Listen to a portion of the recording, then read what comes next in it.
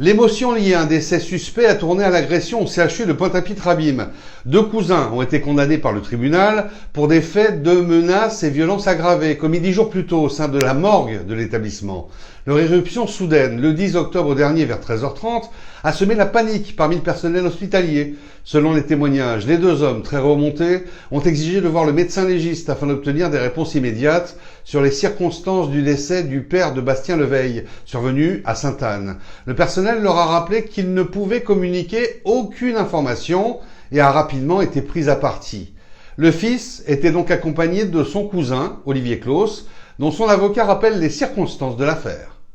Ce qui s'est passé, c'est que le cousin de mon client a trouvé son père mort dans des circonstances troubles, et donc s'est rendu à la morgue pour essayer d'avoir des renseignements sur le fait de savoir s'il y avait eu une autopsie ou pas. Et puis à la morgue, avec l'émotion, ça s'est un peu mal passé. Et mon client, qui est son cousin, qui était très proche de son oncle, l'accompagnait.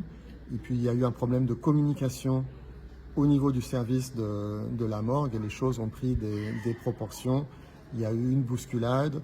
On dit qu'il y aurait eu une gifle et des choses comme ça, des menaces, mais voilà, ça a pris des proportions jusqu'à ce que ça arrive finalement devant le tribunal correctionnel. Votre client, c'est vrai, n'a pas été très sage, on va dire, sur le banc des prévenus, s'en est même pris à la procureure. Vous avez eu une expression, vous ne l'avez pas dit comme ça, mais il aboie, mais il ne mord pas en fait. On va dire que c'est ce qu'on pourrait appeler une grande gueule. C'est quelqu'un qui a un fort caractère, qui est assez impressionnant physiquement. C'est quelqu'un qui n'est pas forcément très policé. Sauf que on ne juge pas quelqu'un pour sa personnalité, mais pour ce qu'il a fait. C'est pas parce qu'on est impressionnant qu'on est forcément méchant. Autre fait un petit peu qui interpelle, c'est qu'il sortait en conditionnel de prison le matin même et que c'est l'après-midi que ça se passe. Malchance pour lui. Effectivement, ça fait très mauvaise impression. Il sort le matin à 8h30, les faits se passent en début d'après-midi. Sauf que il n'a pas choisi la date et l'heure du décès de son oncle. Il vient de sortir de prison et il avait envie de voir son oncle, qui n'était pas dans un très bel état, avant qu'il soit inhumé. Un cadre hospitalier affirme avoir été giflé et saisi à la gorge. D'autres agents ont fait état de menaces, allant jusqu'à des propos glaçants. Si vous ne répondez pas, je vais tous vous tuer. Au total, 7 membres du CHU auraient été ciblés, certains présentant de 2 à 6 jours d'incapacité totale de travail. Sous pression, l'un des agents a fini par accepter de leur montrer le corps du défunt, mais les conditions de conservation jugées indignes, car stocké à 24 degrés et en décomposition avancée, ont encore aggravé la situation. Parce que déjà, il a retrouvé son père mort chez lui depuis 2 jours.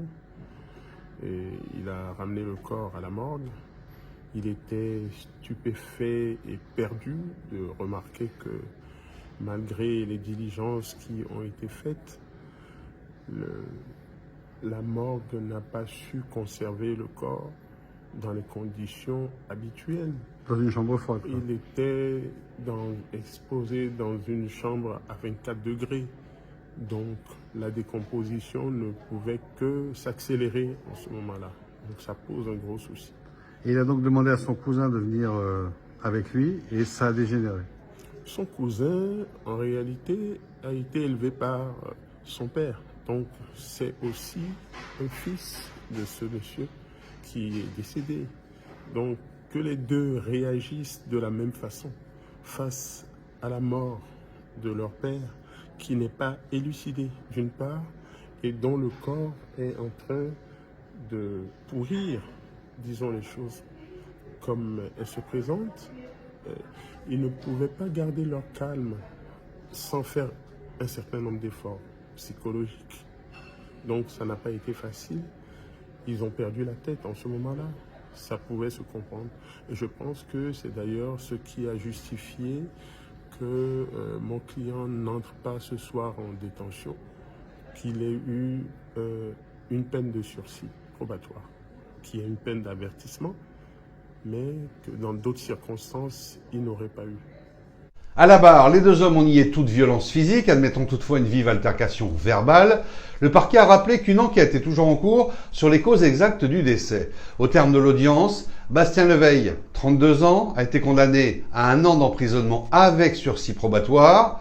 Olivier Claus, 41 ans, tout juste sorti de détention le matin même des faits, a écopé de 18 mois d'emprisonnement, dont 6 mois avec sursis, soit 1 an d'emprisonnement ferme, avec mandat de dépôt délivré